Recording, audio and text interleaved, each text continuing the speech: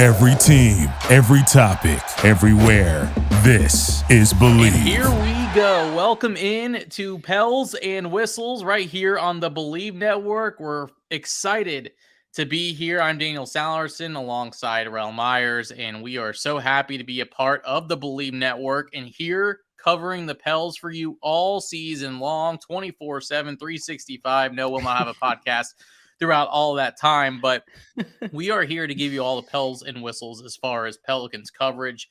And Rel, first of all, I'm so happy to be alongside you because look, we finally started getting to know each other probably a year ago. And ever since then, been a fan of everything you've been doing as far as the Pels 12 and the fandom that you have for this team. And this is going to be a weird night for me not being with the Pelicans anymore. I'm going to rely on you to kind of help me out a little bit because watching as a fan is something that I haven't done in 11 seasons. So from your perspective, I need to know what the heck am I supposed to do tonight?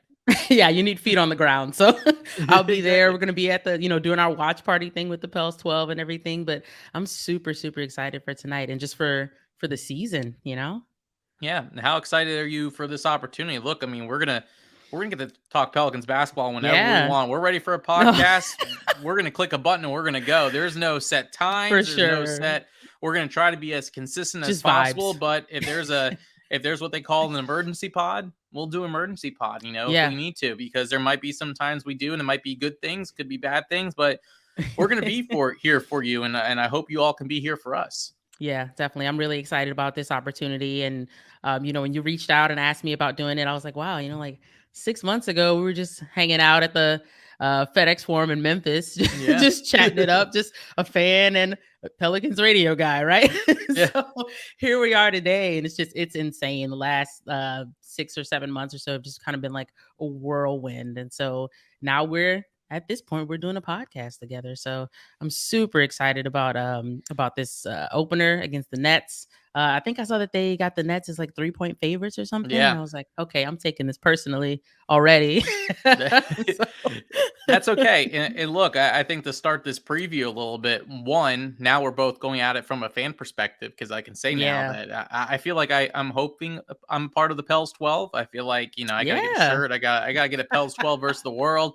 Some merch. I'm there. But as far as tonight's game go, I think this is the perfect opportunity to play the Brooklyn Nets. I don't think you can get them at a better time than on opening night. You saw last year how many games Durant and Irving played together based on Irving sitting out with the vaccine, Durant out with the injury that he did during the Pelicans game in early January. And then now you had Ben Simmons, who hasn't played with both of them. This is the first time you're going to see those three guys on the court together. Right now, Joe Harris not expected to play. Seth Curry not expected to play. Those are two offensive weapons that they're not going to have.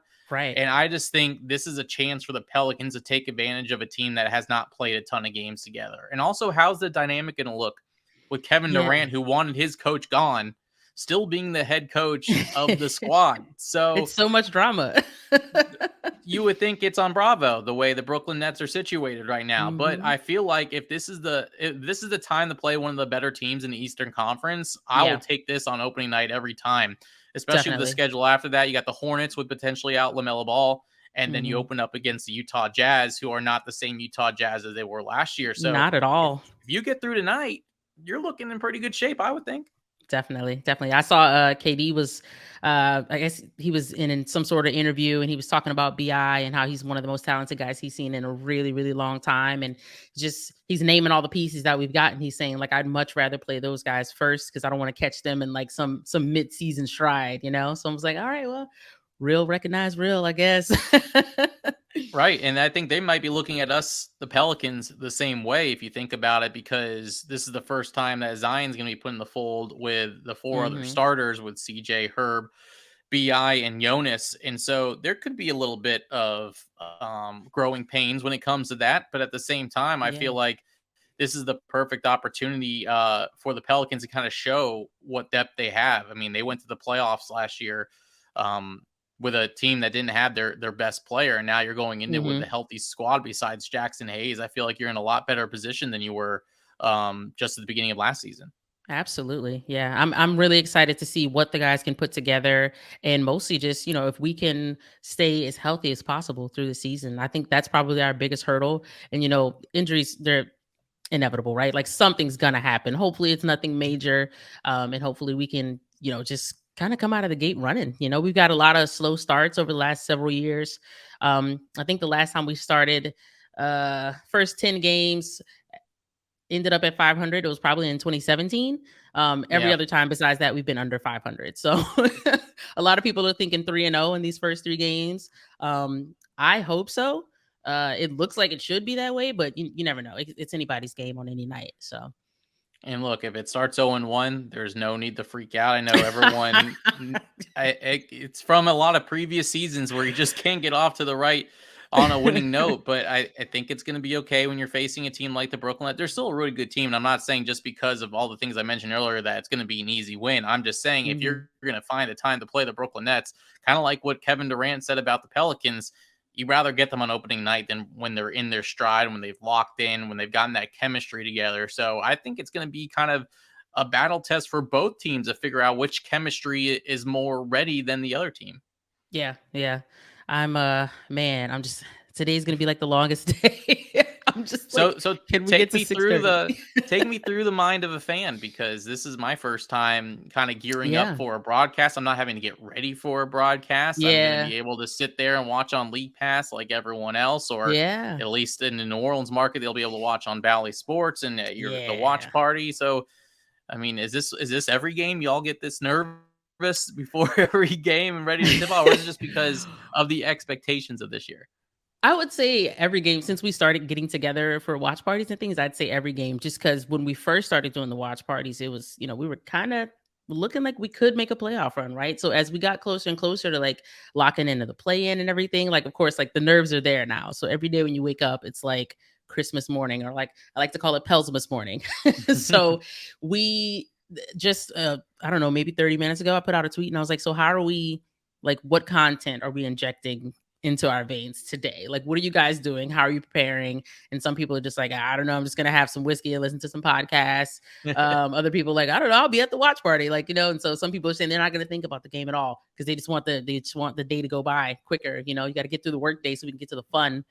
But everybody's got their own, like, fans have their own game day ritual too, right? So for me right now, I don't know. I don't really have anything specific. I'm just kind of finding what I can to pass the time, including recording a podcast to pass the time.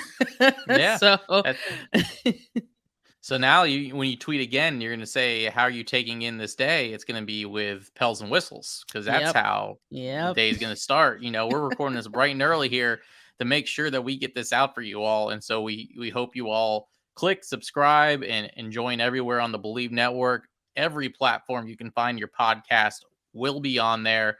And we'll work to get onto YouTube as well as we get this thing rolling. But when we talk about expectations, Rel, I think that's where the key is going to be for this team. A team that had the injuries last year, got off to Mhm. that really slow start, ended up making the play in, winning the play in, and then putting a hard fought battle against the Phoenix Suns.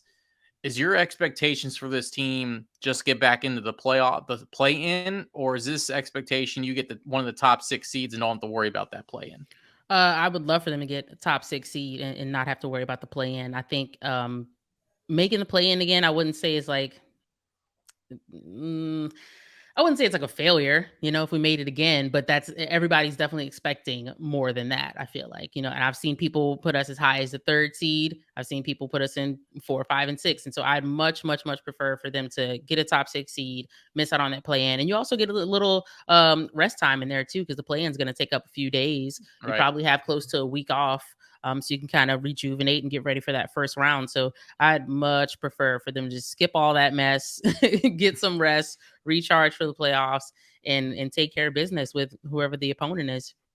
So is it underachieving then if they play in the play in, do you think? Personally, yeah, I would say it's underachieving just based on all the pieces we have top to bottom and what the expectations seem to be from top to bottom in the organization as well as to the fan base. I'd say the sights are set higher than than play in. Yeah, I think it's such a tough thing to analyze as far as the expectations with this team because on paper, if everything goes well, this team could be a really good team in the Western Conference. And then you look at the Western Conference and go, it's still the Western Conference and it's loaded. You still have the Golden State Warriors. You still have the Phoenix Suns. You have the Denver Nuggets now with Jamal Murray. You have Minnesota now with Rudy Gobert. I know I'm missing teams right off top. Dallas Mavericks, who made it to the Eastern Conference Finals last year. That's 5 already. And I haven't even mentioned some of the other teams. I know I'm forgetting some Yeah, right off the top of my head. We the don't have to West worry is about probably stacked. yeah, it's stacked. And so that's maybe putting the Pelicans at 6 right there behind those Hmm. 5 teams. And so that's where it's going to take either a team kind of taking a turn down south and maybe kind Hmm. of losing some of that um I guess some of that credibility that they've had, or a team that unfortunately has to go through some injuries. Look, I think that's what it kind of comes down to every year is Hmm. the injuries and who's healthy. But I think depth is so important that maybe this is the year that the Pelicans can recover if a guy is out for a couple of weeks, that you have guys who can step up. You have a Jose Alvarado who's, looked so good in his rookie year. Trey Murphy, you feel like he seems confident and has the ability to jump in whenever you need it. You have Larry Yeah. Nance, fully healthy Larry Nance for a full season. All these guys have gone through training camp together. You got Billy.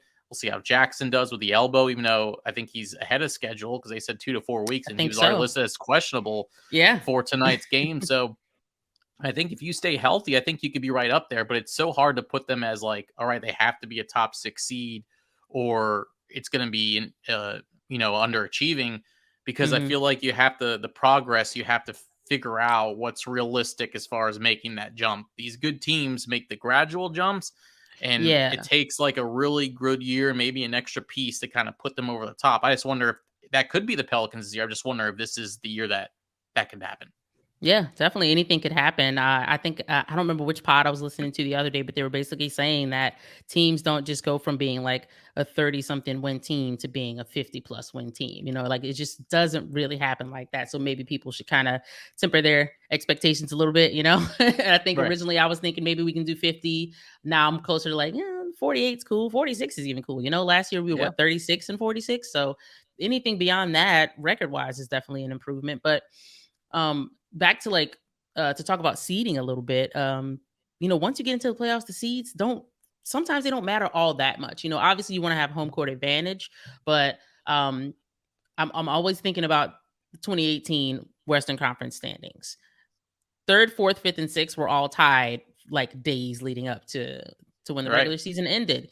The third seed was able to separate from the pack by one game, and then fourth, fifth, and sixth were all in a three-way tie, and it was just broken by head-to-head records and everything. So Portland ended up in the three, we ended up in the six, and then look what happened. So it's anything could happen, and talking about seeds is like nice, and it's like I want to be this seed, I want to have home court advantage and all that stuff. But like really, once we get out there, as long as we can, come up with the correct game plan, Yeah. we can beat anybody.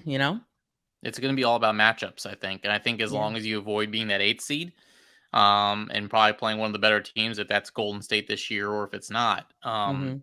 if you can avoid being the 8, I think you're in good shape as far as at least making it a series. And I think the big thing that you saw last year is the growth in the playoffs and the Mhm. experience of this team and the taste that they got of being in the playoffs and how close they even were to getting to the second round. And I think that Yeah. stuff stands and sticks with them. I'm sure they've talked about it too. Um, but that's, I think, going to be a huge factor for this team is knowing that they got that close last year. Imagine what they can do when they have a bye in the first round, not worry about playing the play in. Imagine if they Mhm. got first round home court, being a 4 seed and playing a 5 seed, or Yeah. if they're a 6 again, thinking we can beat this 3 seed. I remember in that 2018 season, me and Jim Eichenhoff were talking about, we're like, our best bet is getting the Portland Trailblazers in the first round. We just matched up so well with them, Yeah. and we had an answer for Dame and CJ. We basically put all the pressure on them Mhm. and let the others try to attack, and they couldn't. And so when we took the ball out of those two guys' hands, it was over from the get go. And you go to Portland, go, let's just take one of the 2 games. You end up taking 2, and then you go home and go, let's finish this thing out. So, Yeah. like you mentioned, it only takes a certain matchup, and you might match up well against one of these teams in the West where it's like we can take them on even for the first 2 games are on the road. I think that the big thing is they've faced a tough road atmosphere and playing in Phoenix last year. They also were on the road when they had to go for the play-in games. In that Clipper game, you mean down 10 going into the fourth quarter, and all of a sudden you turn it around and win that game in that atmosphere. I don't think they're scared to play anyone anywhere. They're not. But I think that's going to be the key for this team moving forward. Yeah, and that's one of the things I love about this team is they're just not afraid of anything. And last year, our 3 rookies got huge playoff minutes, and those guys, like, no moment was too bright, it seemed, and like they were out there handling business, taking care of business. So I like that the direction we went with drafting a few guys who had spent multiple years in college instead of the very popular one and done model, right? So yeah, that's one of the things I love. They're just they got a lot of fight in them, and they are not afraid of the bright lights. Yeah, I think when you mentioned the drafting of what Trajan Langdon and David Griffin and what they've been able to, Bryson Graham have been able to do, and even the scouting, is they're finding the right guys for their system. And it might not be the sexiest of picks, even though I thought Dyson Daniels was a great pick, and he was a guy that was up there as far as being a top 8 pick, top 10 pick. But when it comes to the ones and the two and the ones that are one and done, you mentioned, for them, they like the experienced guys a little bit. Herb Jones, what he was able to do at Alabama, Jose Alvarado playing all 4 years at Georgia Tech. Just the guys that fit their mold. And as long as that regime up there is consistent, I feel like they're going to be the ones that draft and put together these teams consistently. And that's what builds a small market team like New Orleans. I hate to say small market, but it is what it is as far as where they are. Right. But building them into a sustainable winner. And so, because it's not all going to come through free agency, I think it can if players see what this Pelicans team can do and be like, I want to be a part of that team next year. Then obviously you can attract that big free agent. You have a guy like CJ McCollum, a guy like Zion Williamson, you can bring people in. But until then, you have to go through the draft. You have to go through building from within. And I feel like the Pelicans recipe right now is one of those that you can build for a long run, that this is not going to be a 2 or 3 year window.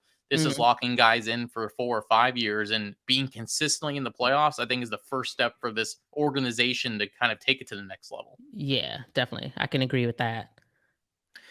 So let's talk about tonight a little bit more, and let's talk about kind of what we're thinking as far as coming off the bench. Look, I think we know the starting lineup. That's pretty simple. But as far as rotations go, I mean, who are going to be some of the first guys out there we see for the Pelicans?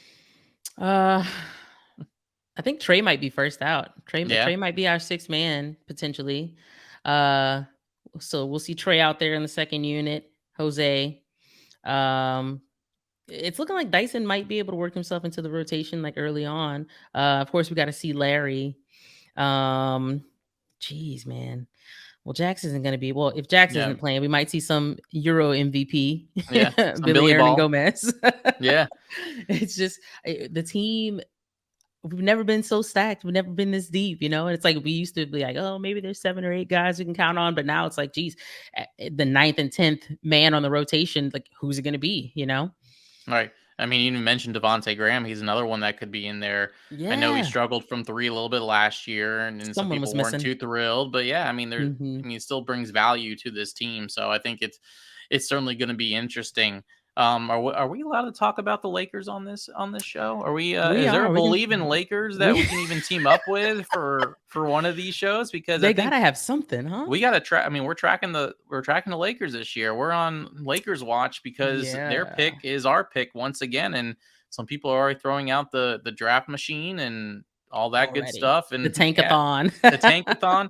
And there's some have landed already on the New Orleans Pelicans. Again, 0-1 for the Los Angeles Lakers, but that's going to be the most exciting part too, is not only seeing what the Pelicans do, but I'm curious to see what the Los Angeles Lakers do in that squad and how that's all going to fit with Westbrook saying that maybe that hamstring was caused from him playing off the bench because he didn't know how to stay warm. And come on, LeBron saying last night that they didn't have enough 3-point shooters. And he's not lying, He's not lying. They're probably gonna have to try to guys. Yeah, you got to pay for shooting. Dennis Schroeder was the guy. I don't think Dennis Schroeder was going to be that guy anymore. It's crazy. And they're already dealing with injuries. Dennis Schroeder couldn't play. Thomas Bryant had surgery like yesterday, or they just announced it yesterday. And it's like, dude, the season's starting now. So I don't know. I don't know what's going on with those guys, but yeah, it does add another very interesting layer to how we're watching the games this season, So I'm trying not to think so far ahead Right. to, their draft pick and the swap and everything, because I'm trying not to get greedy. Like, we have so much talent, like more talent than we've ever had. And now everyone's like, okay, now we want the number one draft pick again. And it's like, okay, that's cool. That'd be great and all. But let's, let's kind of focus on what we're doing in house. Let's Yeah. focus on how the guys are playing, and the draft lottery and all that stuff that'll get here when it gets here. But right now it's like, let's focus on the task at hand. Like, we got some games to play. I really don't think, and maybe they are, but I really don't think the guys are out there thinking about the Lakers draft pick on a night to night basis. No, they're not scoreboard. That's what the fans are there for, is Yeah. to scoreboard watch the Lakers. They're going to start scoreboard watching when they get into February, March, as far as chasing teams like the Spurs and the Right. Clippers, and just like it was last year. So that's going to be the exciting part for the Pelicans. A couple more questions, and then we'll let this thing go and let everyone listen before tonight's game against the Brooklyn Nets. Yeah. When we talk about rivalries, I don't think the Pelicans have one just yet. I think it was starting with the Grizzlies, but I feel like the hatred for the Lakers has taken over as the rivalry right It now. Would you has. agree with that? Because no one's really talking about, again, the Grizzlies are playing really well. They're going to be Yeah. another good team this year. And I thought between Zion and Ja, that was going to be the rivalry for 10 plus years within this division. Yeah. But I feel like everyone has taken their minds off the Grizzlies from the sake of the Lakers hatred is gotten to a point where that's taken over the mindset of these Pelicans fans. Would you agree? Yeah. I would say that for sure. Like, last night I was up past 1:00 listening to the Lakers space on Twitter Yeah. just to see what kind of meltdowns they were having. And it's already begun after one game. And it was probably in the third quarter last night, Rye Cole said congratulations, and he tagged the Pelicans handle. Yeah. And so some people are like, what's going on? What are we congratulating them for? But we knew, Pelicans fans, when we saw it, we knew. We were like, oh, this guy. So I don't know. I don't know if he's completely lost optimism already, 3 quarters into the Lakers season, but it looks like some of their fans are freaking out. But yeah, we like to tune in and watch their fans suffer. And then as far as like the Grizzlies, after some of their games, I'll go in some Grizzlies spaces, and I get along really well with their fan base, and I want to see those guys do well, just not when they play us, And so Right. I think that we could have a natural rivalry just because they're in our division, but also there's a lot of young talent over there, and we got some young talent over here. And so I would like for us to have a rivalry with them, but one that's not like getting ugly like it was with the Grizzlies and the Warriors. Like, that stuff Yeah. was I was so ready for that series to be done, because it was just the most outrageous thing. It was like, guys, really? Like, you're confident, we get it. No, for sure. And you definitely want some bad blood in the rivalry, not to the point where, it's getting pretty ugly. Because, I mean, that's what a Yeah. rivalry is, too. There's some trash talk, and that's okay. But you also want to enjoy it, where you're going up to Memphis and, the hospitality is there. And, when Memphis Grizzlies fans come to town, you want them to enjoy their experience as well, but experience it with a loss at the end of the day. Yep. But before I let you go, you didn't even say that you appeared on the squad last night when it aired on Pelicans.com. And we'll plug them a little bit for it. Is this did you sign a contract with them? Do I have to be worried that my co-host is going to be gone and just appearing in every squad episode? What's going on? I just told someone that yesterday. They interviewed us at the game, and I thought about it, and I was like, oh, that maybe they're, just interviewing fans for the squad or whatever. And so when the episode came out, it was a few hours late. Like, they said it was coming out at 1:00, and like 5:00 came around, and some fans were like, what's going on? What's going on with the squad? And I was like, oh yeah, where's the episode? So probably at 8:30 it comes out. And so I was busy watching something, but I put it on, and I fast forwarded through just a little bit. I'm going. And then I see myself, and I was like, oh man, here we go. So that's 2 episodes in a row. And I said last night, I was like, people are going to start asking me if I signed a contract or something. And lo and behold, but no, the camera just finds me, there's like, oh, hey, let's go get a soundbite. Come on. Well, if you're going to leave the show already, I need to be your agent at least, so I can get a piece of the pie. If you're just going to keep going on these these shows that are shown worldwide, and this one will be too. But I gotta protect my co-host here and make sure that we do a couple more of these before you go global and Oh no, viral. I'm in this thing. I will always have time for Pels and Whistles. Yeah. Today's day one. We're gonna be doing this thing. I don't know how many episodes we're gonna be doing per week, but like you said earlier, if we need to do emergency pods, we're gonna be doing that stuff too. Yeah, giving all the Pels and Whistles on the coverage. Yeah, the goal is to do at least a couple a week while we get this thing situated, and then go from there. If you have anything, you can tweet me at @dsallerson with any questions. Rel, what is your Twitter handle so that folks can tweet you if they want to hear something on the podcast? Yeah, it's at @mynameisrel_. So send me some questions, send me some topic ideas too if you want. What do you want to hear us talk about? And we're gonna have fun with this thing. We're going to do some mailbags. We're going to get some guests, some analysis. Yeah. We'll talk a bunch of basketball. We'll talk obviously mostly Pelicans, but I think it's important to talk all things NBA, or at least the Western Conference, and maybe get someone on from some of the other Believe networks and get their thoughts on their team, as the Pelicans will be playing everyone throughout the season. And again, you can find us on Spotify. You can find us on Apple Podcasts. Most importantly, you can find us on the Believe Network. You can follow them on Instagram. Remember, it's Believe, BLEAV. Yeah. And wherever you find your podcast, we will be. So if you thought you got rid of me when I said I was leaving, you thought wrong. You can never get rid of me, Pelicans fans. And this I was will the be master there plan. every step of the way. This was the master plan. It was just to kind of scurry off into the sunset. And then when the right opportunity comes, I was like, okay, I'm going to take this one. So this was an opportunity I couldn't pass up. And I wanted to make sure Rel came on for the ride too, is we're going to bring you everything Pelicans. That's why it's called Pels and Whistles. All the Pels and Whistles you will need to get you through the season. It all starts tonight, 6:30 Central, 7:30 on the East Coast. You can watch it on Bally Sports New Orleans. You can watch it on League Pass. You can also listen, remember, radio, as I was from that radio team, a new flagship station, 99.5 WRNO.